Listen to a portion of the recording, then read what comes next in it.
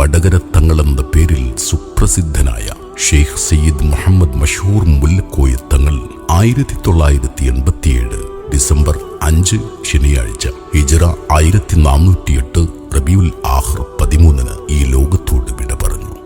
അദ്ദേഹത്തിന്റെ ജനനവും ദേഹവിയോഗവും റബീഉൽ ആഖിർ 13 ആയതുപോലെ തന്നെ ജന്മമേകിയ താഴങ്ങാടിയിലെ വീട് പൊളിച്ചുമാറ്റി തൽസ്ഥാനത്തു നിർമ്മിച്ച മസ്ജിദുൽ ഹുസ്ന മഖാമിലാണ് 1 നൂറ്റാണ്ടു പിന്നിട്ട ശേഷം അദ്ദേഹത്തിന് അന്ത്യവിശ്രമ സ്ഥാനം സജ്ജീകരിക്കപ്പെട്ടത് എന്നതും വിസ്മയകരമായ വസ്തുതയാണ്.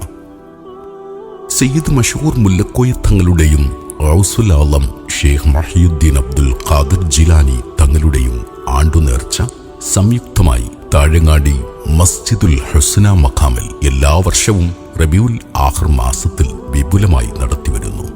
3 ദിവസങ്ങളിലായി നടക്കുന്ന ഈ നേർച്ചകളിൽ